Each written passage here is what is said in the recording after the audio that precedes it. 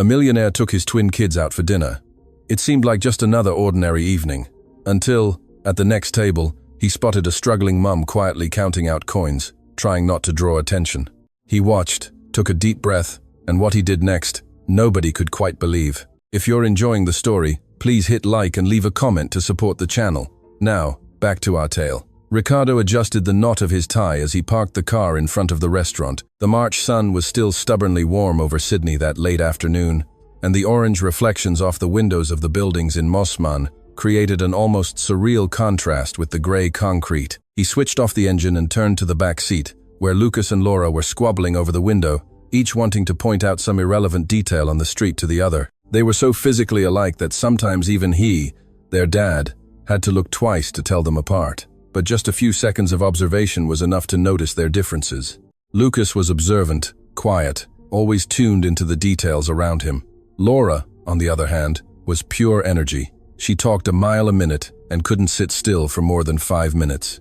Both had just turned 8 the week before, and this dinner was part of their delayed celebration. Ricardo had promised to take them to their favorite restaurant, a simple but cozy place that served the best lasagna in the area, according to Laura, and the best orange juice in the world, according to Lucas.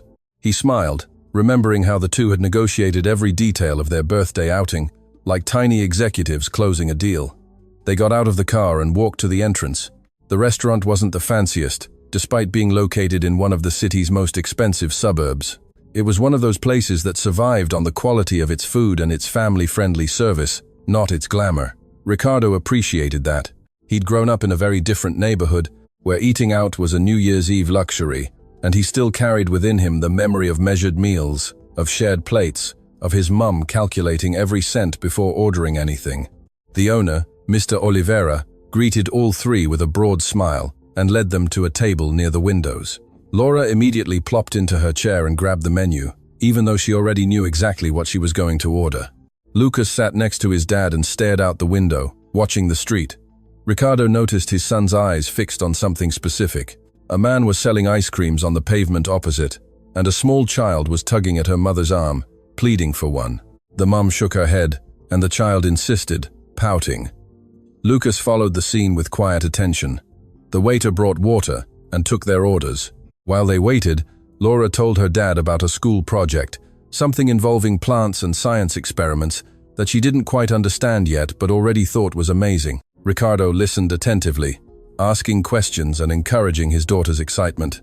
Lucas remained quiet, but he didn't seem distant, just observing, always observing. It was then that Ricardo heard the soft voice, almost a whisper, but loaded with a sweetness that seemed to want to compensate for the harshness of the situation. It came from the table next to theirs, a little behind them. He discreetly turned his head and saw a young woman, perhaps in her early 30s, sitting with a little girl who looked about the same age as his twins. The woman had brown hair tied back in a simple ponytail and wore a faded blouse that had clearly seen better days.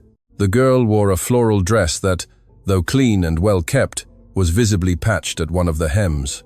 The two conversed softly, and the girl smiled, but there was something in the mother's eyes that Ricardo immediately recognized. It was that look of someone doing mental arithmetic, calculating every dollar, weighing every decision. The woman opened a small fabric purse and began counting coins on the table. The girl watched quietly, as if she understood this was a delicate moment. Ricardo felt a pang in his chest. He knew that scene, knew it intimately. When he was roughly Lucas and Laura's age, his mum did exactly the same thing, counting coins on a table in some cheap place, trying to stretch the money so he could eat something decent. She never showed shame, just a silent determination to make the possible work. And he, still a boy, pretended not to notice the effort, pretended it was normal, that everyone lived like that. Only when he grew up did he understand the weight his mother carried alone. Laura tugged at her dad's sleeve, pulling him from his thoughts. She wanted to show him something on her phone, a funny video a friend had sent. Ricardo smiled and watched, but part of his attention remained focused on the next table.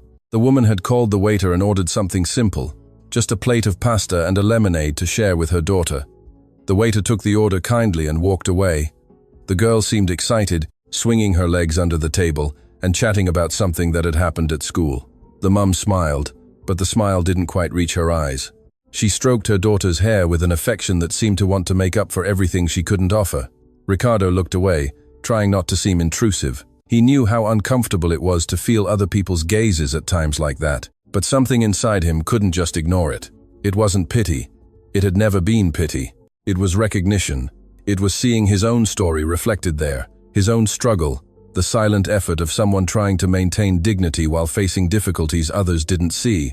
Their meals arrived. Laura attacked her lasagna with enthusiasm, while Lucas savored his orange juice slowly, as he always did, appreciating every sip. Ricardo began to eat too, but noticed Lucas was watching the girl at the next table. The two had exchanged quick glances, the way kids do when they're curious about each other, but don't have the courage to speak. The girl smiled shyly at Lucas, and he returned it with a discreet nod. Laura, noticing the interaction, also looked and immediately wanted to know who the girl was.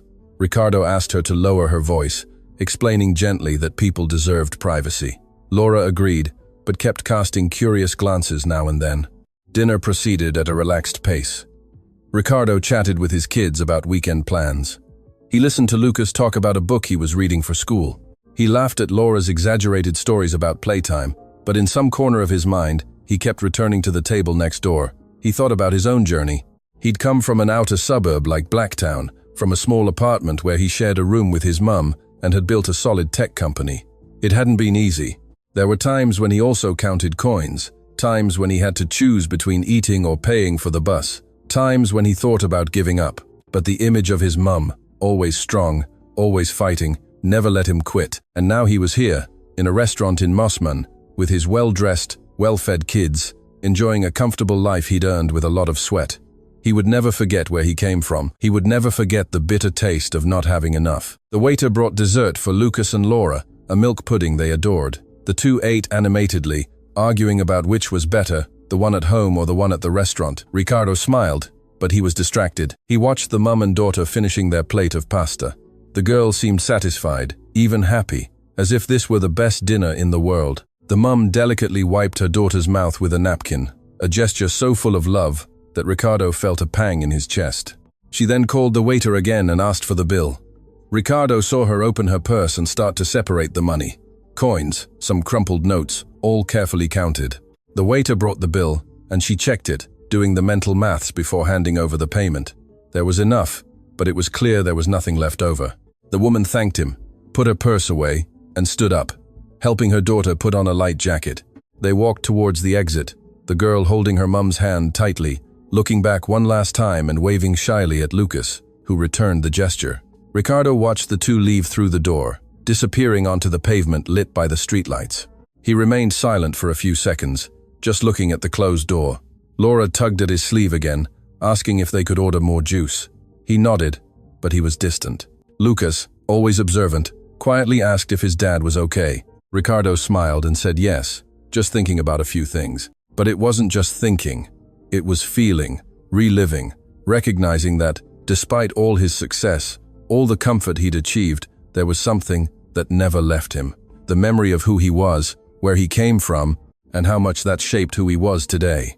He knew he had to do something, not out of obligation, not to feel better about himself, but because he recognized in that mother and daughter a reflection of his own history. And if someone had extended a hand to his mum in those difficult times, perhaps things would have been a little less heavy. Perhaps she would have smiled with more lightness. Perhaps he would have seen less worry in her eyes. The waiter passed their table, and Ricardo gave a discreet signal. He quietly asked about the woman and girl who had just left. The waiter, an older man with kind eyes, explained that they came in occasionally, always at the end of the month, always ordering something simple. He said the mum worked at a public school nearby, and the daughter also studied there. Ricardo thanked him for the information and asked for his own bill. As he paid, an idea began to form in his mind. It wasn't something grand, not flashy. It was something discreet, something that would respect that woman's dignity, but that would make a difference. He didn't know exactly how yet, but he knew he would do something. Lucas and Laura finished their juice and were ready to go. Ricardo helped them put on their jackets, and the three left the restaurant. On the pavement, he paused for an instant, looking around as if searching for something, but the woman and girl had already gone. He took a deep breath, feeling the fresh Sydney night air, and led his children back to the car.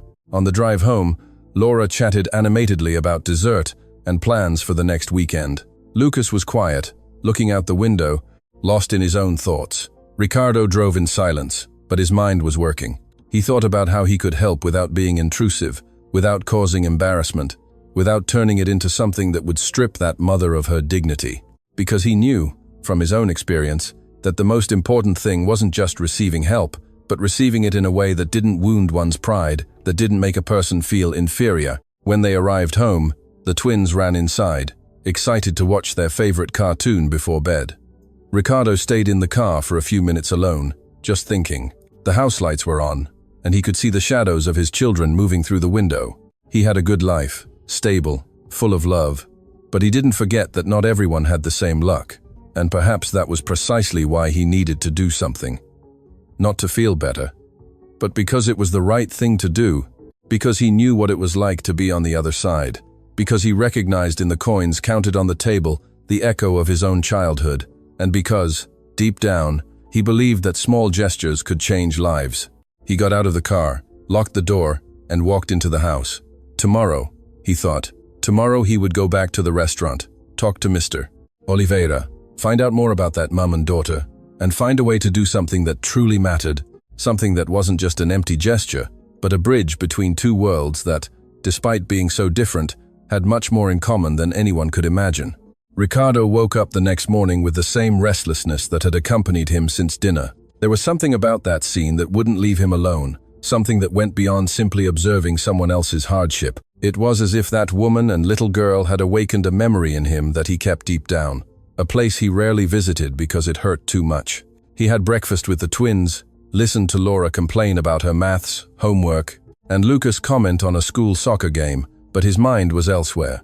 After dropping the kids at school, instead of heading straight to the office, Ricardo took the road back to Mosman. Traffic was heavy, as always, and he used the time stopped at traffic lights to think about exactly what he intended to do.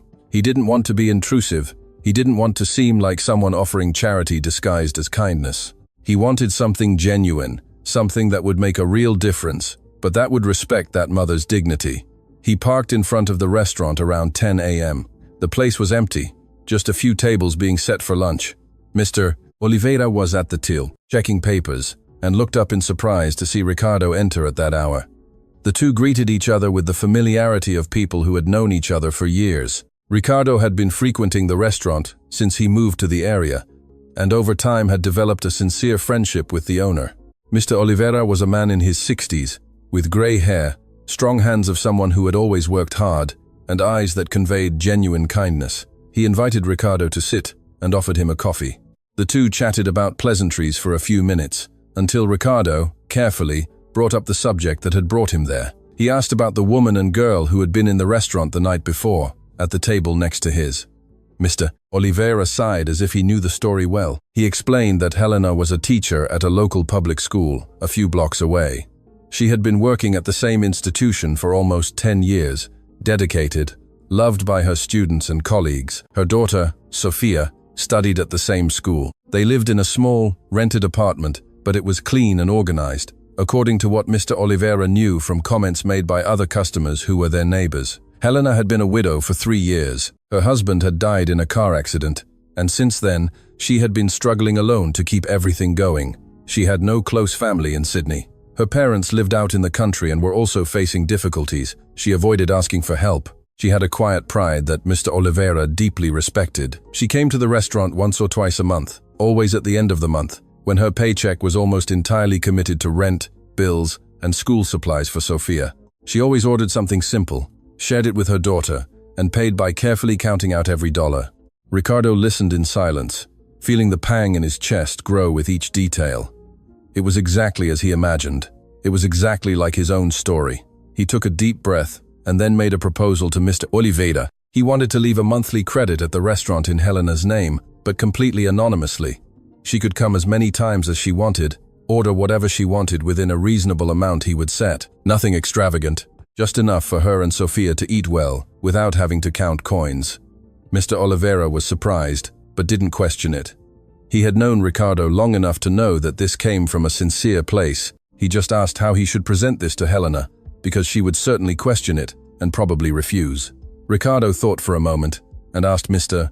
Oliveira to simply say it was a gesture from someone who had once been in the same situation and wanted to pay it forward, to give back the help they wished they had received. Nothing more. No names, no elaborate explanations, without making it embarrassing. Just a human gesture from someone who understood. Mr. Oliveira agreed, shook Ricardo's hand firmly, and promised to handle everything discreetly. Ricardo left the money, thanked him, and left. In the car, he remained parked for a few minutes before starting the engine. He felt relieved, as if he had done something that needed to be done, not out of obligation, but out of recognition, knowing that if someone had done the same for his mum years ago, maybe she would have smiled more, slept better, carried a slightly lighter burden. Meanwhile, on the other side of the city, Helena woke up to another day. Her alarm clock rang at 5:30 a.m., as always. She got up slowly, feeling the accumulated tiredness from sleepless nights and constant worries. She went to Sophia's room, who was still sleeping soundly, her face calm and innocent, oblivious to the difficulties that surrounded their lives. Helena smiled at the sight of her daughter. It was for her that everything was worth it. Every bill paid with sacrifice, every shared meal, every sleepless night, thinking about how to make the money last a little longer. Sophia was the light that kept Helena going, the reason she couldn't give up. She prepared a simple breakfast, woke her daughter gently, helped her get ready for school. The two left home at 6:30 a.m., walking through the still empty streets to the public school, where Helena taught and Sophia studied. The walk took 20 minutes, and they used the time to chat, plan their day, and daydream about small things they might one day have. Sophia talked about the drawing she would do in art class, about the new friend who sat next to her, about the book the English teacher was reading to the class. Helena listened attentively, asking questions, encouraging, showing genuine interest. Even tired, even worried, she never let Sophia perceive the weight she carried. At school, Helena entered her classroom and began another day of work. She taught English to Year 4 and 5 classes, and loved what she did. Her students adored her because she managed to make lessons interesting, brought stories, made connections to real life, showed that learning could be enjoyable. But in the back of her mind, even while teaching, Helena was doing sums. She had 5 days till her next paycheck and only $40 in her wallet. She needed to pay the electricity bill, buy basic groceries, and still ensure Sophia had lunch for the week. There was nothing left for unexpected expenses, nothing for luxuries, barely enough for essentials. The day passed at an accelerated pace of lessons, marking tests, quick meetings with other teachers. When the bell rang at 5 p.m., Helena picked up Sophia from her classroom, and the two walked home, again, talking about their day, about weekend plans, about nothing and about everything. At home, Helena prepared dinner with what she had in the fridge: rice, beans, scrambled eggs split between the two of them. Sophia ate without complaint, telling school stories, laughing about something that happened at playtime. Helena smiled, but inside, she felt the familiar pang of knowing that this situation was unsustainable in the long run. She didn't know how much longer she could balance everything alone, but she had no choice. She had to manage. After dinner, she helped Sophia with her homework, bathed her, put her to bed. Then she sat at the kitchen table and opened the notebook where she tracked all her expenses. She did the calculations one more time, trying to find some loophole, some breathing room. She found none. She sighed, closed the notebook, and went to sleep, knowing that tomorrow would be another day of struggle, another day of effort, another day of making the impossible seem possible. A few days passed. Helena maintained her exhaustive routine, and Ricardo continued with his life. But he thought about them often. He wondered if Mr. Oliveira had already had the opportunity to speak with Helena, if she had accepted, if everything was working as he had planned. He didn't want to be intrusive, so he didn't call to ask. He trusted that things would happen in due course. It was on a Thursday, almost 2 weeks after the dinner that changed everything, that Helena decided to take Sophia to the restaurant again. It was the only moment of lightness she could provide for her daughter, even if it cost a lot. She had managed to save a few dollars, and decided they deserved that small moment of normalcy. They entered the restaurant and sat at the same table as always. Sophia was excited, talking about school, about her friends, about an excursion the class would take next month. Helena listened, trying not to think about how much that excursion would cost and how she would manage to pay for it. Mr. Oliveira came to the table, greeted the two with his usual warmth, and carefully asked for a moment to speak with Helena. He explained that there was a credit available in her name at the restaurant, left by someone who preferred to remain anonymous. The person had only asked Mr. Oliveira to convey that it was someone who had been in the same situation, and wanted to help without expecting anything in return. Helena was frozen. She didn't understand immediately. She asked if there was a mistake, if it was really for her. Mr. Oliveira confirmed gently, explaining that the amount was enough for several meals throughout the month, and that she could use it whenever she wanted. Helena felt her eyes well up with tears. She didn't know if it was relief, gratitude, confusion, or shame. Perhaps it was all of them combined. She tried to refuse, saying she couldn't accept, that it wasn't right, that she didn't know this person. But Mr. Oliveira insisted delicately, saying that whoever had done it understood exactly what she was going through, and that accepting wasn't a sign of weakness, but of courage to allow someone to extend a hand. Sophia looked at her mother without fully understanding, but sensing that something important was happening. Helena took a deep breath, wiped away her tears, and with a choked voice, accepted. She thanked Mr. Oliveira repeatedly, and he just smiled, saying she didn't need to thank him, but rather, the universe for putting good people in each other's paths. Outside, parked at a discreet distance, Ricardo watched through the car window. He saw Mr. Oliveira approach Helena's table, saw her reaction, saw the tears, saw the moment she accepted. He felt a pang in his chest, but it was a good pang, of someone who knew he had done the right thing. It wasn't about him, it never was. It was about recognizing in another's pain, one's own pain, and doing something about it. It was about extending a hand without asking for anything in return, without expecting recognition, without turning generosity into a spectacle. It was simply about being human. He started the car and drove away before anyone could see him, taking with him the certainty that small gestures could indeed change lives. The weeks that followed brought a subtle but profound change in Helena and Sophia's lives. The credit at the restaurant meant more than just guaranteed food. It meant a relief from constant pressure, a space to breathe, a possibility of living with a little less fear. Helena still worked with the same dedication, still did mental sums constantly, but now there was a margin of safety that hadn't existed before. She could buy a new notebook for Sophia without feeling guilty. She could pay the electricity bill without panicking. She could even save a few dollars for emergencies.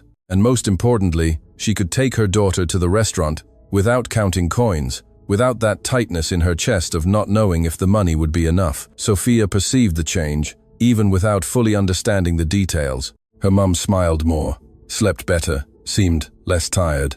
The girl didn't ask questions, just enjoyed the moments, as children do when they feel things are better. Ricardo, in turn, continued his routine, but thought frequently of Helena and Sophia, not obsessively, but with that calm conscience of someone who did something right and hopes it made a difference.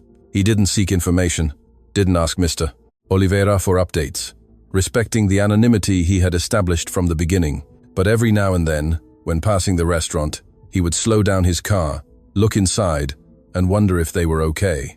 The twins noticed their dad's occasional distraction, but didn't comment. Lucas, especially, seemed to have stored the memory of that night, of the girl who had waved at him, of the mother counting coins.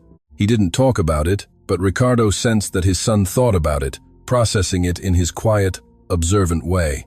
It was on a Friday, almost a month after their first encounter, that fate decided to cross the paths of the two families again. Ricardo had promised the twins they would return to the restaurant, and Laura wouldn't let him forget, reminding him of the promise almost daily. He finally gave in, and that Friday afternoon, the three entered the now familiar establishment. Mr. Oliveira greeted them with his usual smile and led them to a table near the windows. Lucas and Laura already knew what they were going to order, so the process was quick. While they waited, Laura chatted animatedly about a science project she would present at school the following week, something involving volcanoes and baking soda that she found fascinating. Ricardo listened attentively, asking questions, encouraging his daughter's enthusiasm. Lucas was quiet, looking out the window, watching the street, as he always did. It was then that the restaurant door opened and Helena entered, holding Sophia's hand. Ricardo felt his heart quicken immediately. He didn't expect to see them there. Not at that moment, not so suddenly. Helena saw him too, and for a fraction of a second their eyes met. There was something in that look, a recognition that went beyond the simple fact of being in the same place. It was as if in that instant Helena knew, not with absolute certainty, but with that deep intuition people have when they realize someone has done something significant for them. Ricardo quickly looked away, trying not to make the moment awkward. Helena did the same, but he noticed the slight hesitation in her steps, the way she squeezed Sophia's hand, before following Mr. Oliveira to the table he indicated. By coincidence or not, it was a table close to theirs, just 2 tables away. Sophia recognized Lucas immediately. The little girl's eyes lit up, and she waved shyly, with that timid but cheerful way children have. Lucas returned the wave with a small smile, and Laura, always curious and uninhibited, quietly asked her dad who the girl was. Ricardo discreetly explained that it was someone they had seen at the restaurant before, and that it was polite to say hello. Laura accepted the explanation and went back to talking about her volcano project, but now and then she cast curious glances in Sophia's direction.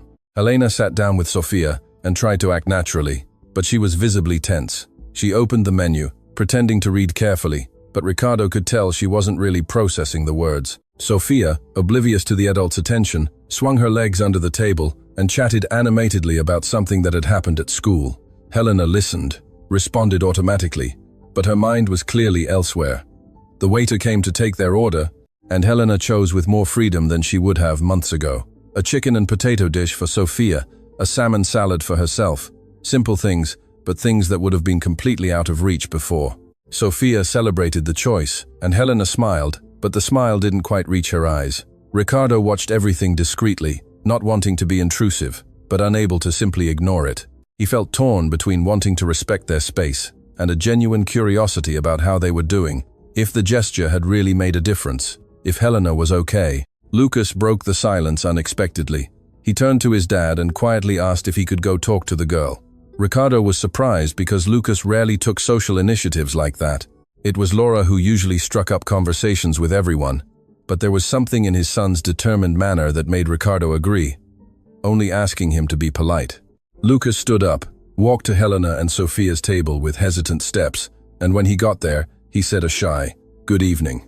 Sophia immediately responded with enthusiasm, and Helena looked at the boy with a mix of surprise and tenderness. Lucas asked if Sophia liked to read, and she said yes, she loved it, but she didn't have many books at home. Lucas then said he had a book he thought she would like, and that he could lend it to her if she wanted.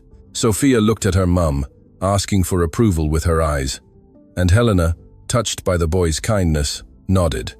Lucas went back to their table, took out the backpack he always carried, and pulled out a colorful book, an adventure story he had already read 3 times. He went back to Sophia's table and handed her the book, quickly explaining what it was about. Sophia held the book like a treasure, thanked him with a huge smile, and promised to take good care of it and return it as soon as she finished reading. Helena watched the interaction with teary eyes.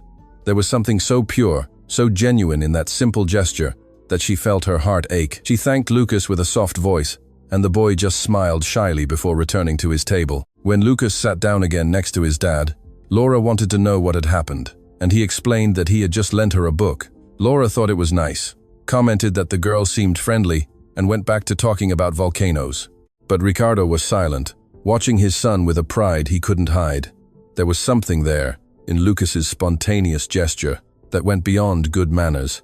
It was genuine empathy. It was a recognition that that girl deserved kindness, deserved attention, deserved access to the same things he had. And Ricardo realized that, in some way, without words, without explanations, he had taught his children something valuable. Their meals arrived, and both families began to eat. There was a mutual awareness in the air, a feeling that they were sharing more than just the physical space of the restaurant. It was as if there was an invisible connection, a thread that linked the 2 tables, uniting those lives in ways that were not yet completely clear. Helena ate slowly, savoring each mouthful, but every now and then her eyes drifted towards Ricardo.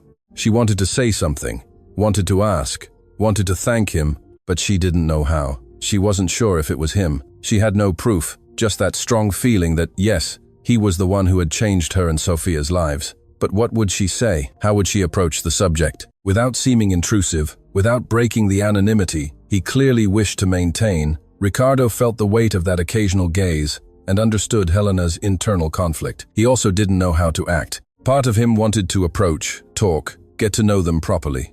But another part knew that the gesture had been made precisely to be anonymous, not to create embarrassment, not to establish an emotional debt. He didn't want Helena to feel obliged to anything. He didn't want performative gratitude. He just wanted her to live a little better, a little lighter. The meal ended in respectful silence. Lucas and Sophia exchanged a few more glances and shy smiles. Laura finally decided to wave to Sofia, who returned it animatedly. Helena and Ricardo maintained an educated distance, both aware of each other's presence, both carrying unasked questions and unanswered replies. When Ricardo asked for the bill, Helena did the same. Both paid almost simultaneously, and when they stood to leave, there was a brief moment when they were close at the exit. Helena looked at Ricardo, took a deep breath, as if to say something, but in the end she only whispered an almost inaudible thank you. Ricardo just nodded, a subtle gesture that said, "I understand," no words needed. The two left the restaurant in opposite directions. Ricardo went with the twins to the car, feeling a mix of satisfaction and melancholy. Satisfaction from knowing he had made a difference, melancholy from realizing that that distance, however respectful, also meant he would never fully know the real impact of his gesture. Helena walked with Sofia along the pavement, holding her daughter's hand, feeling the book the girl carried so carefully.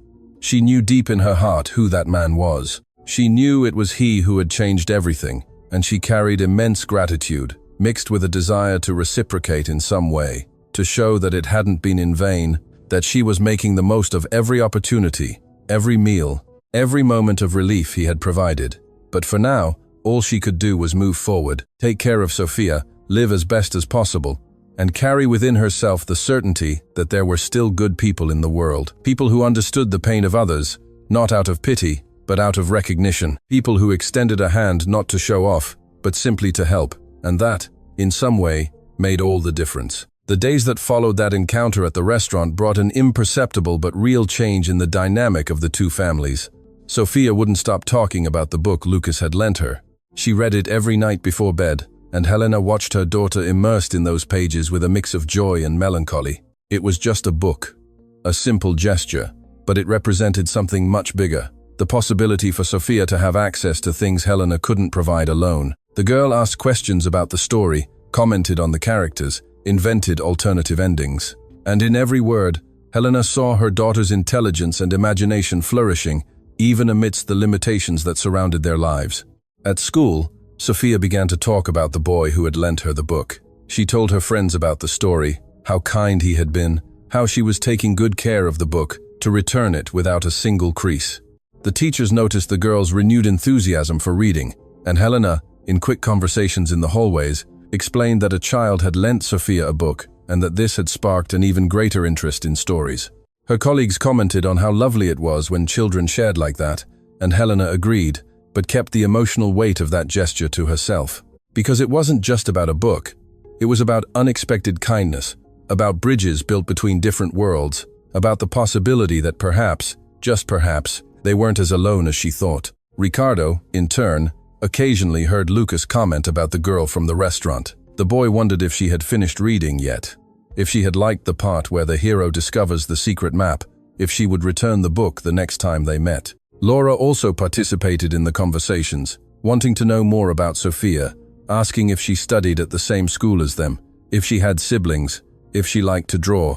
Ricardo answered carefully, without giving too many details, but realizing that his children had formed a genuine connection with this girl they barely knew.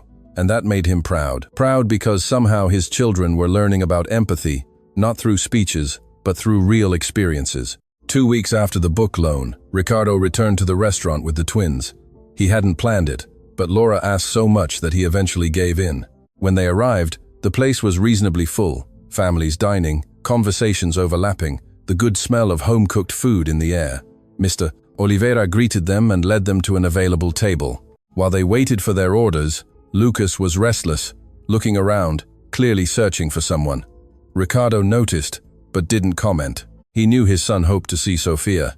He hoped to ask about the book, maybe chat a little more, but the girl wasn't there that night. Lucas tried to hide his disappointment, but Ricardo knew his son well enough to notice. They ate in relative tranquility, chatting about various topics. Laura recounted a fight she had witnessed at playtime, how she and her friends had tried to calm the parties involved. Lucas commented on a history test he found easier than expected. Ricardo listened, participated, but a part of his mind was elsewhere, thinking of Helena and Sofia, wondering how they were, if the restaurant credit was really making a difference, if Helena had found out who was responsible. When they finished eating, Ricardo paid the bill, and the three prepared to leave. It was then that he saw through the window Helena and Sofia walking along the pavement towards the restaurant. His heart quickened immediately. Lucas also saw them, and his face lit up. Laura, noticing her brother's reaction, looked in the same direction and recognized the girl from the book. Ricardo hesitated, unsure if he should wait, if he should leave before they entered, if he should act naturally. He decided on the latter option. They stood near the door as Helena and Sophia entered. The encounter was inevitable. Helena's eyes met Ricardo's, and again there was that silent recognition, that non-verbal communication that said so many things without needing words. Sophia saw Lucas and ran to him excitedly, holding the book in her hands. She thanked him repeatedly, saying she had loved the story, that she had read it twice, that she had taken great care of the pages. Lucas smiled, clearly pleased, and said she could keep the book if she wanted. Sophia's jaw dropped. She looked at her mum for permission, and Helena, with teary eyes, softly said no, they would return the book because it was his, but they were very grateful for the loan. Lucas insisted, saying he had other books at home and would be happy if she kept that one. Ricardo watched the scene, seeing his son's spontaneous generosity, and felt his chest, and Helena tried to refuse again, but Sophia's expression was so hopeful, so full of desire, that she couldn't. She accepted, thanked him, and asked Sophia to thank him too. The girl hugged the book to her chest and thanked Lucas with a huge smile. Laura, not wanting to be left out, asked Sophia if she liked to draw. Sophia said yes, and Laura immediately offered some colored pencils she had in her backpack, saying they were spares and she could keep them. Sophia accepted them with enthusiasm, and Helena could barely hold back her tears. She looked at Ricardo, and this time didn't look away. She whispered a thank you that was laden with everything she couldn't express.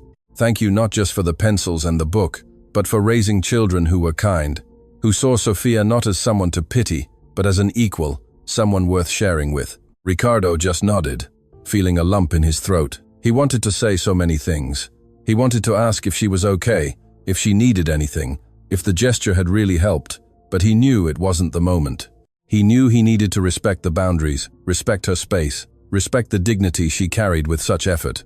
Mr. Oliveira watched everything from afar, with a discreet smile on his face.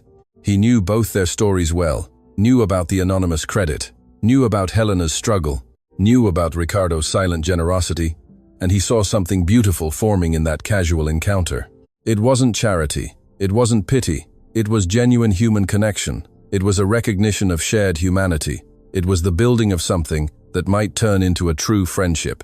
The children continued talking for a few more minutes. Sophia showed Lucas her favorite pages of the book, and he commented that those were his favorites too. Laura asked which school Sophia studied at and discovered it was relatively close to theirs. The three children chatted with the natural ease of childhood, without barriers, without prejudices, just sharing common interests. Helena and Ricardo remained silent, watching their children, both aware of each other's presence, both carrying the weight of everything that wasn't being said. Finally, Ricardo said they needed to go, that it was getting late. Lucas and Laura said goodbye to Sophia, agreeing that maybe they would see each other again at the restaurant. Sophia waved animatedly, still holding the book and colored pencils like precious treasures.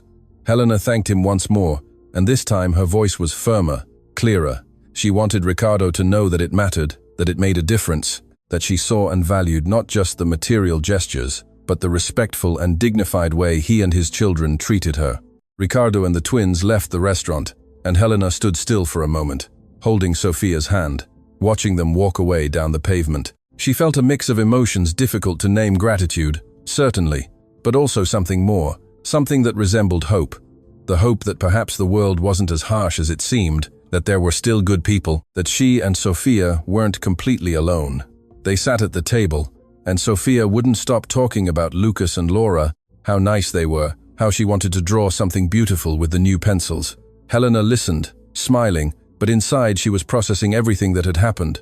She knew with increasing certainty that Ricardo was responsible for the credit at the restaurant. She knew it from his gestures, from his gaze, from the way he acted, and she felt an immense desire to truly thank him, to talk, to understand why he had done it. But at the same time, she respected the anonymity he clearly wished to maintain. Perhaps, she thought, it was better this way. Perhaps thanking him in silence, by living well, by taking every opportunity, by raising Sophia in the best possible way, was the best way to reciprocate. In the car on the way home, Ricardo drove in silence while the twins chatted in the back seat about Sophia. Laura said she thought the girl was friendly and wanted to meet her again.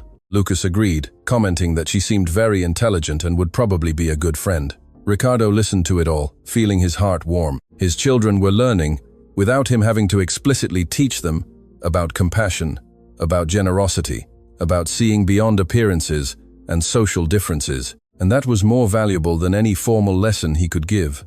When they arrived home, the twins ran inside, excited to play a bit before bed. Ricardo stayed in the car for a few minutes, just thinking. He thought of Helena, of Sofia, of how life could be unfair, but also surprisingly generous when the right people crossed paths. He thought of his own mother, how proud she would have been to see him helping someone the way he wished she had been helped. He thought about how small gestures could create ripples that spread in unpredictable ways.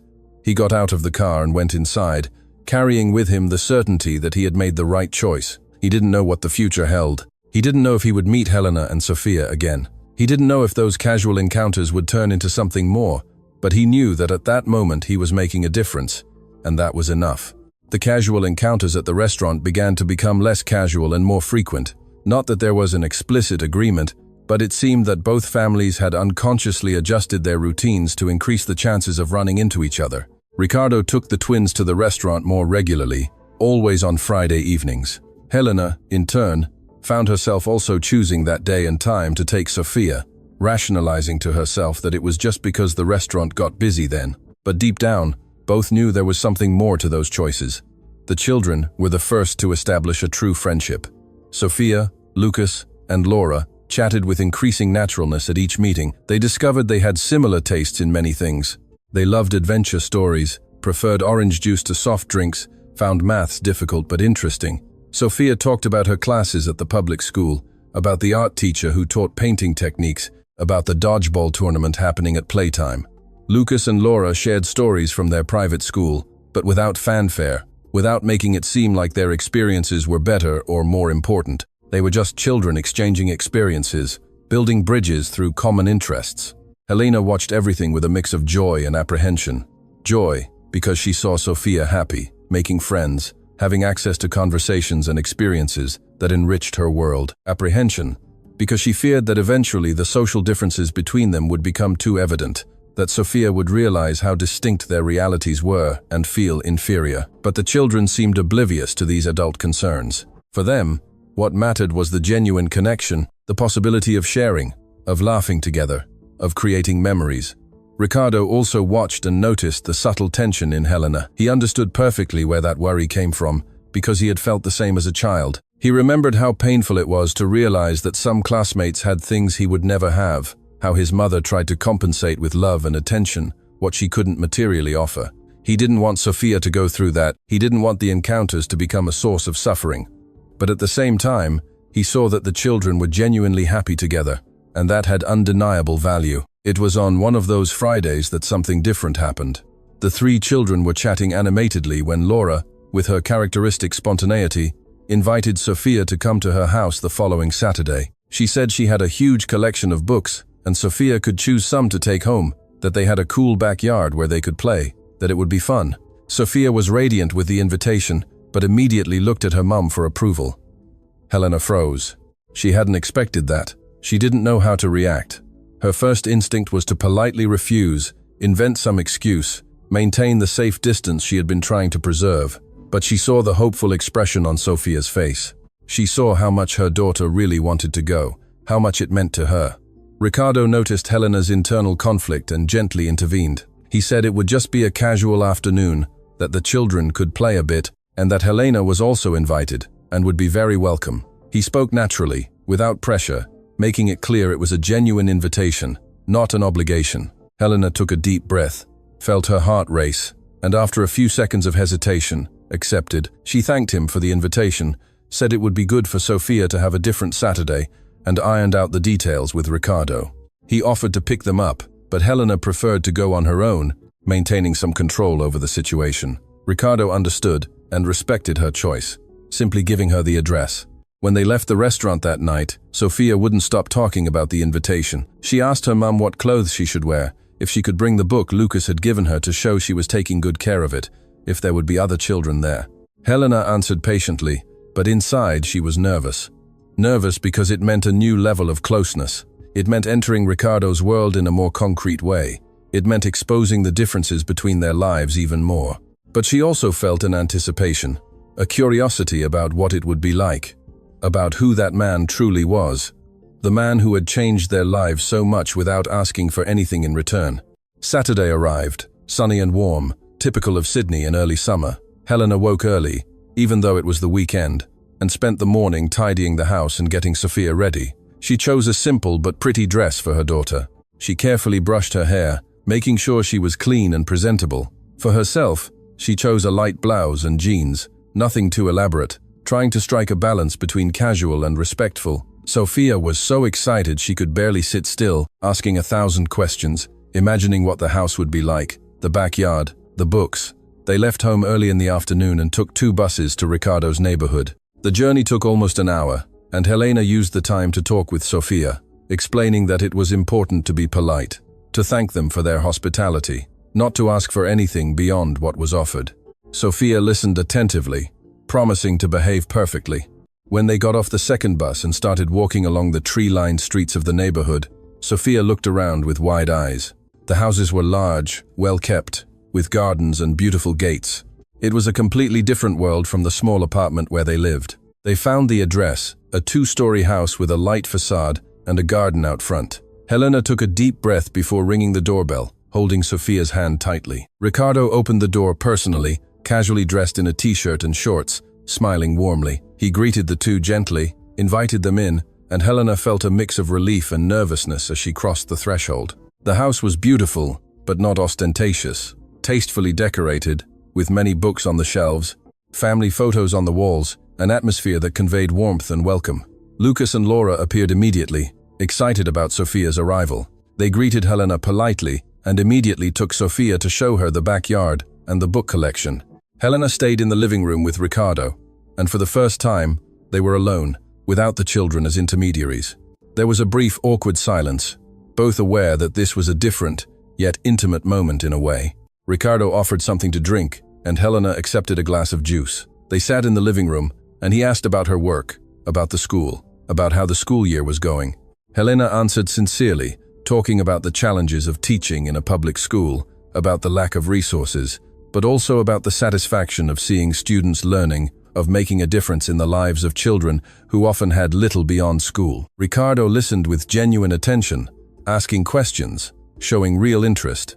He told a little about his own journey, about how he had grown up in an outer suburb like Blacktown, about how public education had been fundamental for him, about how his mum always valued study, even without being able to offer much. Helena perceived in that account the echoes of her own story and began to understand where his empathy came from, why he had done what he did. He wasn't someone who had never faced difficulties and decided to help out of pity. He was someone who intimately knew that struggle and chose to extend a hand because he recognized his own pain. The conversation flowed more naturally than Helena expected. Ricardo was easy to talk to. He wasn't pretentious. He didn't make it seem like his comfortable life made him better than anyone. He talked about the challenges of raising the twins alone after his divorce, about how he tried to balance work and fatherhood, about the insecurities of not knowing if he was doing everything right. Helena shared about the difficulties of raising Sophia alone, about the grief she still carried from the loss of her husband, about the constant fear of not being enough. There was an honesty in that exchange, a vulnerability that surprised them both. From the backyard came children's laughter. Helena peeked through the window and saw Sophia running with Lucas and Laura, playing tag, completely at ease. The little girl's face was lit up with happiness, and Helena felt her eyes well up with tears. It had been so long since she'd seen her daughter so carefree, so free, so simply a child. Ricardo noticed her emotion and said gently that Sophia was a wonderful girl, that the love and dedication with which Helena raised her was evident. Those simple words touched Helena's heart deeply, because she rarely heard recognition for the effort she made. Rarely did anyone validate her struggle. She finally gathered the courage to address the elephant in the room. She asked, in a soft but firm voice, if it was him who had left the credit at the restaurant. Ricardo was silent for a few seconds, as if pondering whether he should confirm or maintain anonymity. But there was something in that moment, in the way Helena asked, that called for honesty. He nodded and explained that he hadn't done it out of pity, but out of recognition, because he saw in her and Sophia a reflection of his own history with his mum because he knew exactly what it was like to count coins and hope it would be enough. Helena let the tears flow freely this time. She thanked him, not with elaborate words, but with deep and genuine gratitude. She said that it had changed everything, that she could sleep better, knowing that Sofia would eat well, that it had given her a space to breathe that hadn't existed before. Ricardo simply said he was happy to help and expected nothing in return, only that she kept going, took care of Sofia, and lived the best life possible. Helena promised she would do exactly that she wouldn't let that gesture be in vain. The afternoon passed quickly. The children played, chose books, ate snacks Ricardo prepared. Helena helped in the kitchen, insisting on contributing in some way, and the two worked side by side, preparing sandwiches and fresh juice. There was a lightness in that moment, a feeling that perhaps they were building something bigger than a simple act of charity. Perhaps they were building a true friendship based on mutual respect and deep understanding. When the sun began to set, Helena said they needed to go. Sofia protested, wanting to stay longer, but Helena was firm. Ricardo cleared his throat and offered to drive them, and this time Helena accepted, realizing that refusing would be more awkward than accepting. On the way to their apartment, the children chatted in the back seat, while Helena and Ricardo exchanged occasional glances in the rearview mirror.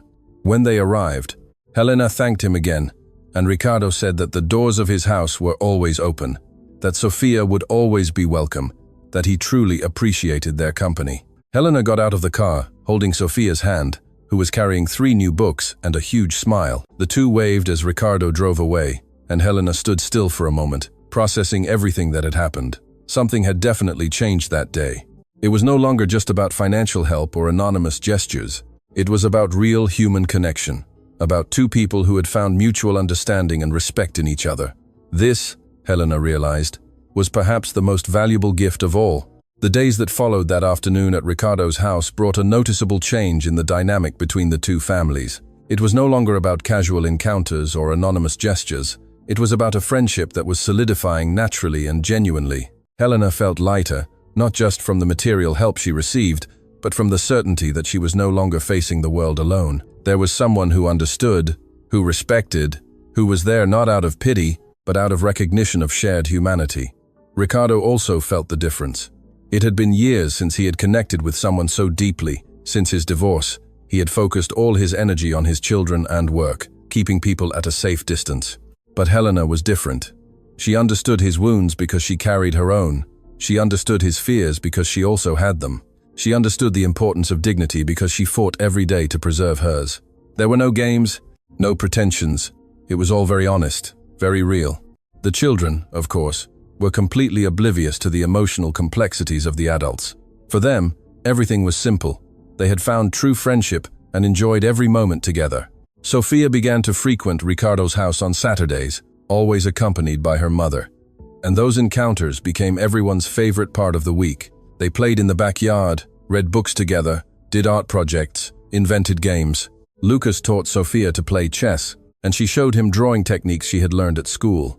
Laura included Sofia in all the games, treating her like the sister she had never had. It was on one of those Saturdays, almost 2 months after their first visit to the house, that something special happened. Ricardo had prepared lunch, nothing too elaborate, just a simple backyard barbecue. Helena had insisted on helping, bringing a salad she had made at home and a carrot cake that was her specialty. While the meat grilled and the children played, Ricardo and Helena chatted, sitting on the veranda, watching the 3 little ones run around the lawn. Helena commented softly on how precious those moments were to her. She said Sofia was happier than ever, more confident, more open. She thanked him again, but this time not just for the material support, but for everything, for the friendship, for the understanding, for treating them with dignity, for allowing Sofia to have experiences that enriched her childhood. Ricardo listened in silence, feeling his chest tighten, and then said something he had been holding on to for weeks. He said that he was the one who should be grateful, because Helena and Sofia had brought back something he thought he had lost. The ability to truly connect with someone, to genuinely care, to remember why he had fought so hard to get where he was. There was a silence between them, but it wasn't uncomfortable. It was the kind of silence that exists between people who understand each other deeply, who don't need to fill every space with words. They simply sat there, side by side, watching the children, feeling the warm Sydney summer breeze, aware that something important was happening, something that transcended the circumstances that had brought them together. It was Lucas who broke the moment. Running up to them and asking his dad and Helena to come play tag, Laura and Sofia appeared right behind, echoing the request. Ricardo looked at Helena with an amused expression, and she smiled, agreeing. The five went to the backyard, and what followed was half an hour of pure fun. They ran, laughed, hid behind trees, screamed when they were caught. Elena couldn't remember the last time she had played like that, carefree, without the constant weight of responsibilities. Ricardo also felt light, seeing his children happy, seeing Sofia completely integrated into the moment, seeing Helena with her face lit up with genuine joy. When they finally stopped, all breathless and sweaty, they sat on the grass. Sofia was lying between Lucas and Laura, the three looking up at the clouds and trying to identify shapes. Helena and Ricardo sat a little apart, catching their breath, and he commented that it had been years since he had played like that with his children. Helena said that Sofia had never had a space like that to just be a child, and that it was a gift she could never thank him enough for. Ricardo turned to her, and this time spoke with gentle seriousness. He said he wanted Helena to know that his house would always be a safe space for her and Sofia, that they were part of that small family they were building together, that he wasn't offering help, but true friendship. Helena felt the tears come, but this time they weren't tears of sadness or desperate gratitude. They were tears of relief, of belonging, of realizing that finally, after so long struggling alone, she had someone by her side. She thanked him with a choked voice, and then did something unexpected. She reached out and took Ricardo's hand, a simple gesture, but loaded with meaning. It was a silent recognition of everything they had built, of everything they represented to each other. Ricardo squeezed her hand back, and the two stayed like that for a few seconds, just feeling the connection, the mutual understanding, the certainty that they had found something rare and valuable. The children called them for lunch, and everyone gathered around the table in the backyard.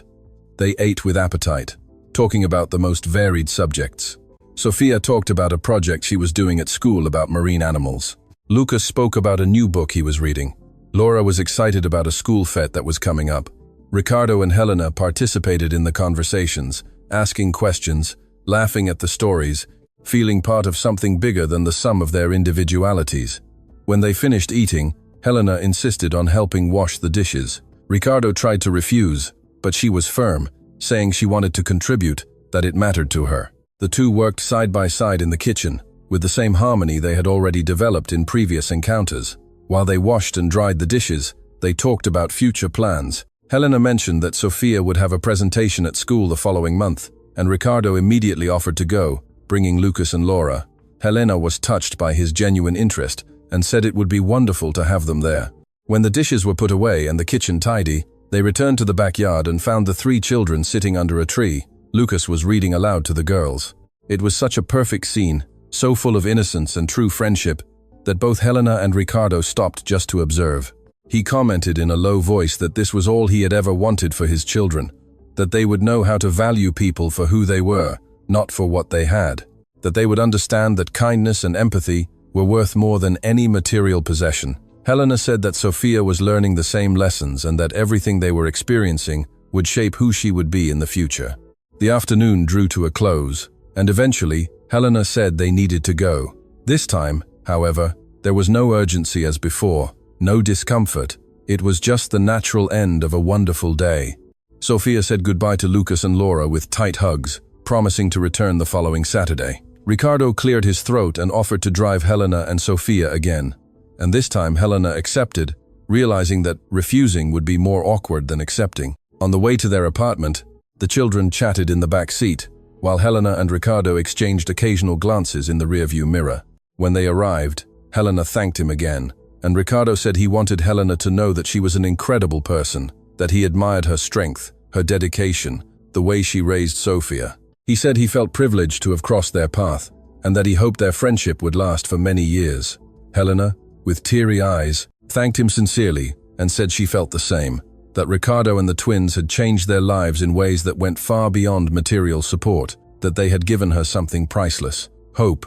Sofia and Helena got out of the car, waved as Ricardo drove away, and went up to their apartment. When they entered, Sofia ran to her room to put away the new books she had received, and Helena stood in the living room, looking around. The apartment was the same as always, small, modest, with the same old furniture, but something had changed. It wasn't the physical space, it was her. Helena realized she no longer felt alone. no longer felt crushed by the weight of having to manage everything. She had a support network now. She had true friends. She had the certainty that no matter what happened, she was no longer facing the world alone. Sophia returned from her room with the book Lucas had given her weeks ago, the one she guarded like a treasure. She sat next to her mum on the sofa and asked them to read it together. Helena hugged her daughter, opened the book, and began to read aloud. As she narrated the story of adventures and discoveries, she thought about how their own lives had become a story of overcoming and hope. She thought about how a gesture of kindness had transformed into something much greater. She thought about how sometimes the best things in life came from where you least expected them. On the other side of the city, Ricardo arrived home with the twins. Lucas and Laura spoke animatedly about the day, how much fun they had, about when Sophia would return. Ricardo listened to it all, feeling his heart warm. As he put his children to bed that night, he thanked each of them for being who they were, for having generous hearts, for understanding the value of true friendship. Laura said, before falling asleep, that Sophia was the best friend she could ever have. Lucas agreed, saying she was special. Ricardo kissed their foreheads, turned off the light, and left the room with the certainty that he was raising good human beings. He sat on his veranda, under the starry Sydney sky, and thought about everything that had happened since that night he saw Helena counting coins. He thought about how a moment of recognition had turned into friendship, into chosen family, into something beautiful and lasting. He thought about his mum and was certain she would be proud, not just because he had helped someone, but because he had done it with respect, with dignity, without expecting anything in return. He thought that perhaps this was how the world changed, not through grand, flashy gestures, but through small daily choices, of being kind, of lending a hand, of recognizing in another your own humanity. And that night, on two different sides of the same city, two families slept in peace.